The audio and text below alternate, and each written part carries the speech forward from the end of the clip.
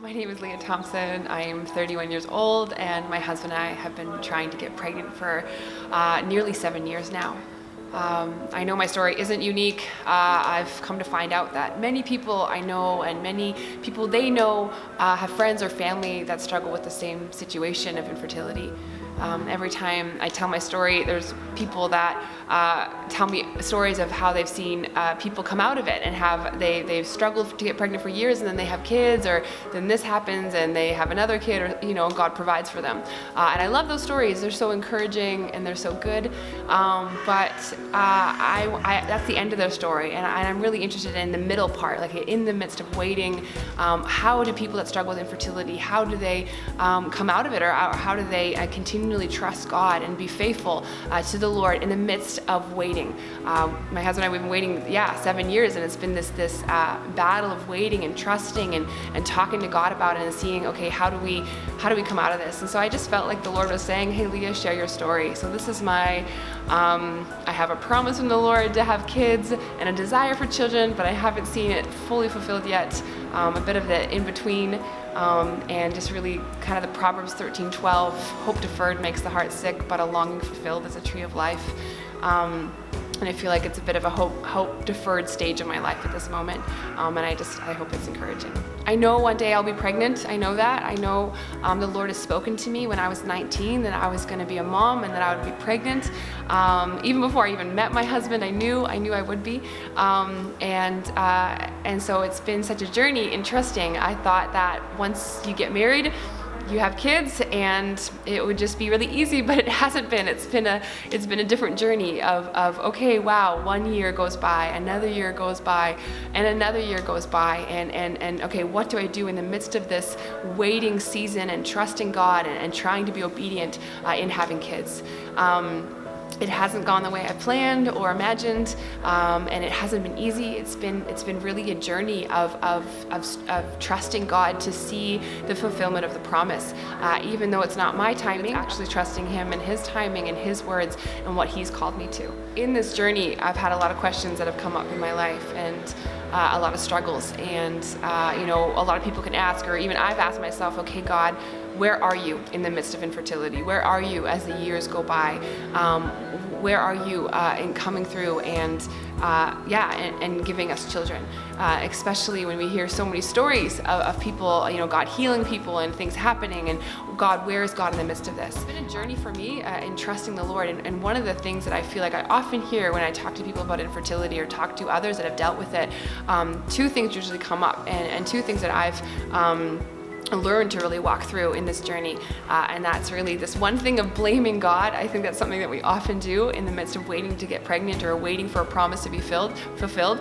We blame God. Okay, God, where were you? You're not good. You're not listening. You're holding off from me. Why does that person have kids and I don't? And we can get through this blaming towards God kind of thing in our heart and mind, and accusation.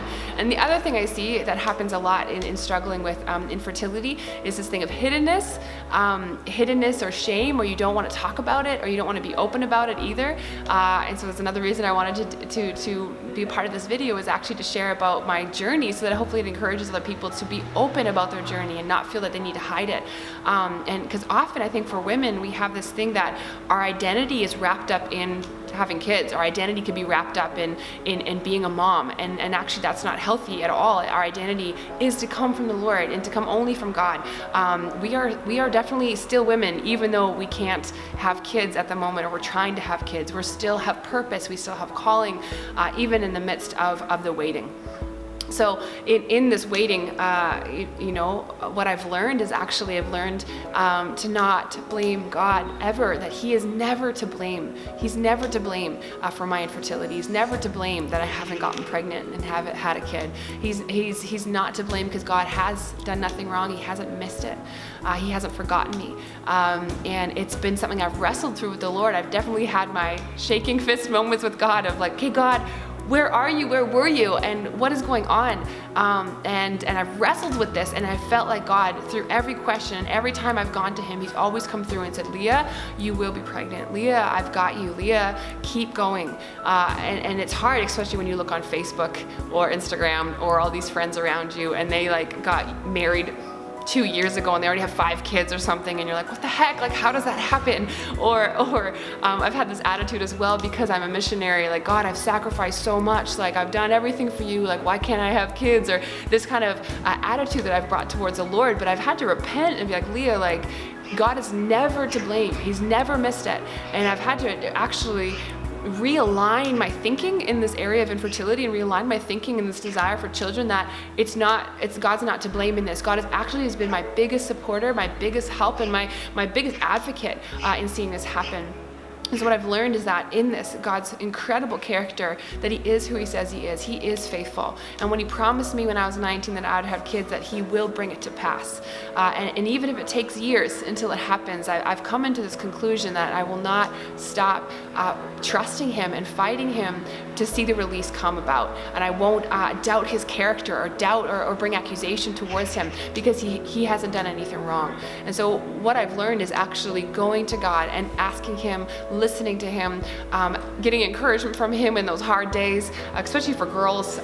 Every month is a reminder that we're not pregnant. Every month is a reminder, oh, you have this hope, maybe it's the month, and then that time comes of the month, and then you're like, well, nope, it's not. And so it's for every month is that reminder, and having to be like, no, I could get accusational, I could get judgmental, I could get envious or jealous of other people, but no, I'm going to remain true to who God's called me to be, and to trust him and what he has spoken to me.